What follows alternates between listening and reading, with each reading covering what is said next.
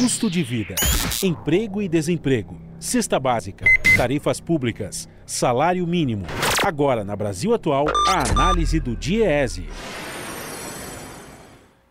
E nós vamos fazer contato agora com o diretor técnico do DIEESE, Fausto Augusto Júnior. Bom dia, Fausto.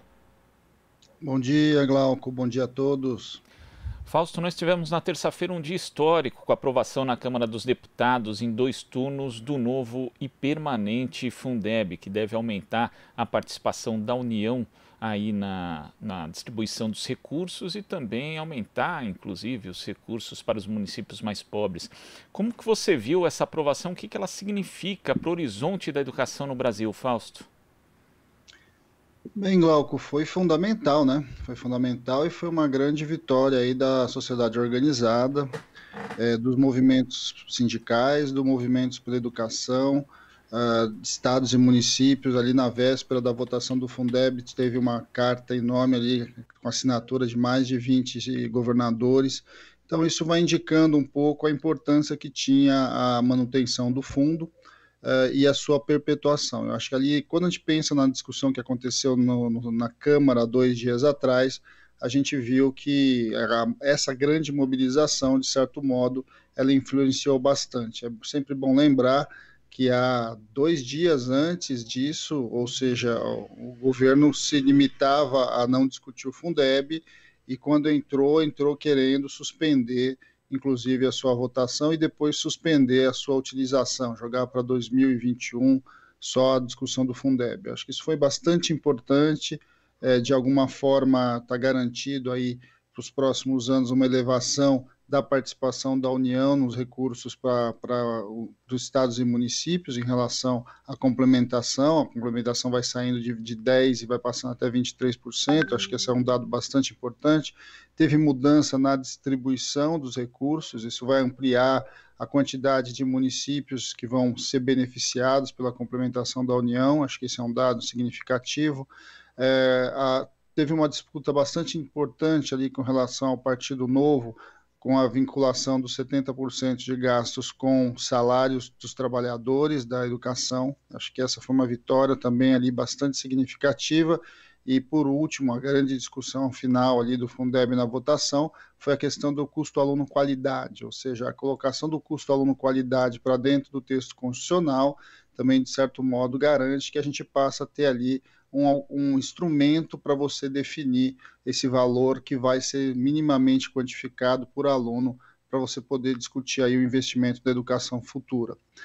A questão do Fundeb, neste momento, ela foi importante porque ele vencia esse ano, ou seja, se não fosse votado na Câmara e no Senado esse ano, o Fundeb deixa de valer em dezembro. Isso retiraria recursos bastante significativos da educação no Brasil, desestruturaria tudo que foi construído ali nos últimos 20 anos, e eu acho que foi um passo bastante significativo, porque agora também o Fundeb passa a se transformar num fundo permanente.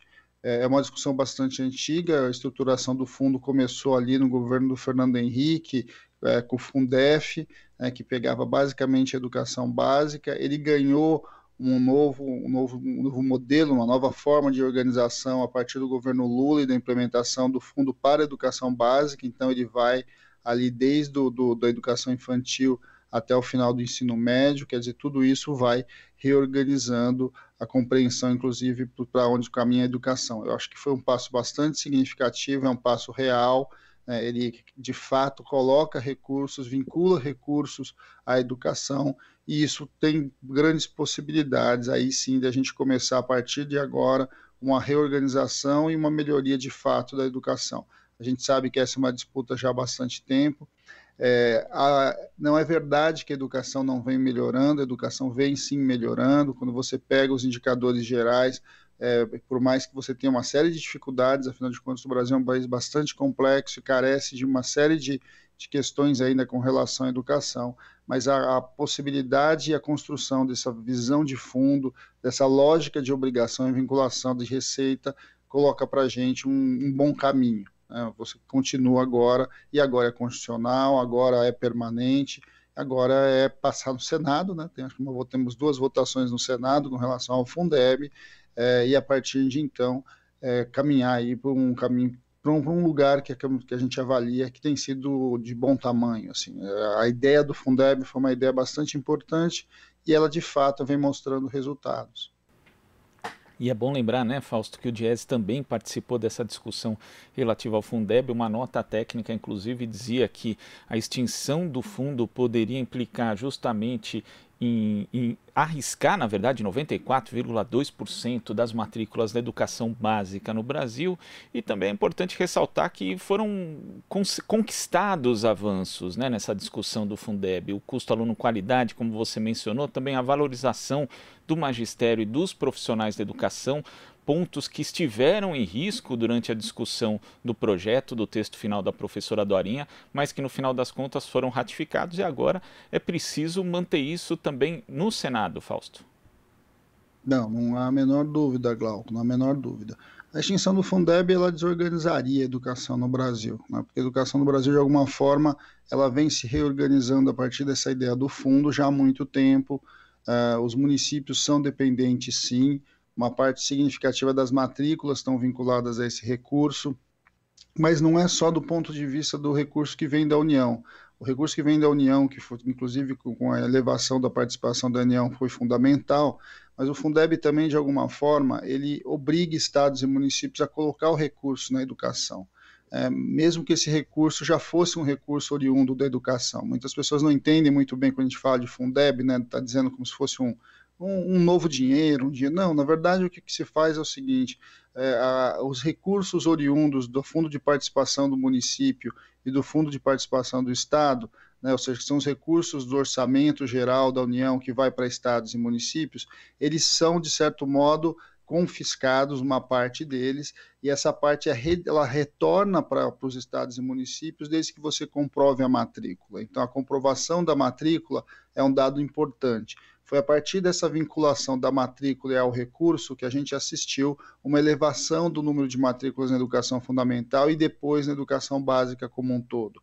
Porque a gente sabe que é sempre muito bonito falar da educação, todos os políticos em época de eleição falam da educação, mas nas suas primeiras oportunidades o dinheiro da educação vai desaparecendo para diversas áreas. É só a gente olhar, inclusive o próprio governo federal agora queria se retirar recursos do Fundeb para uma série de possibilidades, inclusive até para dar ali um drible no teto de gasto. Então, assim, esse mecanismo criado do Fundeb é um mecanismo que, de alguma forma, ele coloca a obrigação dos estados e municípios buscarem matrículas, e isso é importante, isso garante.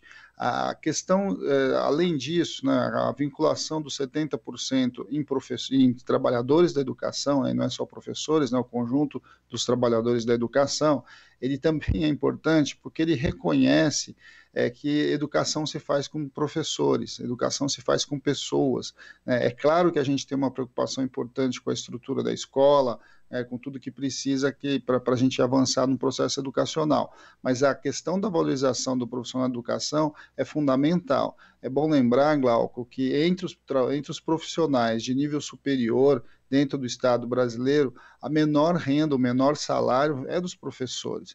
E aí você vai avaliando. Então, é uma discussão que a gente vem fazendo há bastante tempo, quer dizer, que é fácil falar em valorizar a educação, ninguém vai ser contra a educação, mas a gente precisa olhar de fato quais estados, quais municípios priorizam de fato a partir dos salários, a partir dos planos de carreira, ou seja, essa vinculação avança, viabiliza de fato a questão do piso nacional do magistério, que eu acho que é um elemento essencial para a gente pensar, quer dizer, ter um parâmetro mínimo que garante uma remuneração decente para professores no conjunto do país. A possibilidade do custo aluno-qualidade, né, que ainda vai ter que ser detalhado, ele vai passar ainda por uma discussão de uma lei complementar, mas ele, ao se constitucionalizar, ele vai definindo o indicador, né, que vai muito provavelmente elevar aí o custo ali, alguma coisa entre 3.500 para mais de 5.000 reais por aluno. Eu acho que isso vai ser uma mudança significativa em você pensar em toda uma nova escola que vai se configurar a partir de mais recursos.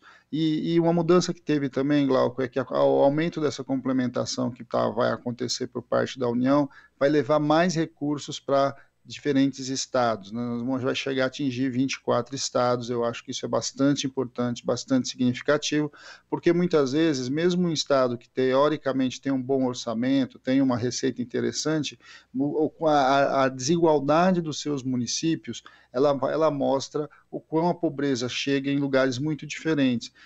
E o Fundeb, ele equaliza. Eu acho que essa é a grande palavra quando a gente pensa no Fundeb. Ele é um fundo de equalização. Ele consegue, de certo modo, colocar recursos nos municípios que mais precisam, nas escolas mais carentes, e a gente vai, de certo modo, democratizando o acesso à educação, democratizando a qualidade de uma escola pública que precisa chegar a todos os lugares do Brasil, a todo o conjunto da sociedade brasileira, a toda criança, a todo adolescente, porque é dali que a gente sabe que a gente pode construir um futuro melhor. Eu acho que foi uma vitória bastante importante. Vamos avançar com essa discussão para dentro do Senado. Creio que no Senado não deva ser tão complicado quanto a Câmara. A gente sabe que a Câmara, os debates são sempre maiores, eles estão, a quantidade, inclusive, de deputados que você precisa convencer é bem maior, mas isso mostrou a importância aí da mobilização. É uma discussão bastante intensa, as entidades da educação, dos profissionais da educação se envolveram de maneira muito importante, os alunos, né, por dentro da Uni, por dentro da UBS, tiveram um papel fundamental, a gente teve todos os movimentos ligados à educação, e aí tem vários movimentos. Eu acho que ali foi um grande acordo. Esse grande acordo coloca um rumo bastante interessante, bastante importante para o próximo período que a gente deve assistir. E, acima de tudo, Glauco, é uma política estrutural. Eu acho que isso também foi um dado importante.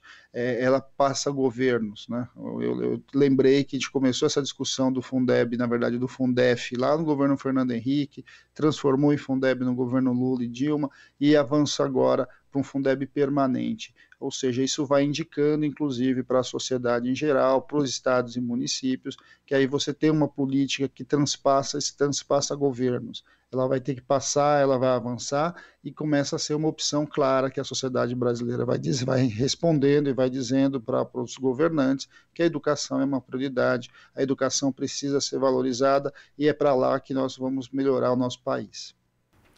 Tá certo, Fausto. Muito obrigado pela sua participação aqui no Jornal Brasil Atual e até a próxima. Até a próxima, Glauco. Bom dia a todos. Bom dia. Conversamos aqui com o diretor técnico do Diese, Fausto Augusto Júnior. Aqui você ouve as notícias que os outros não dão. Jornal Brasil Atual.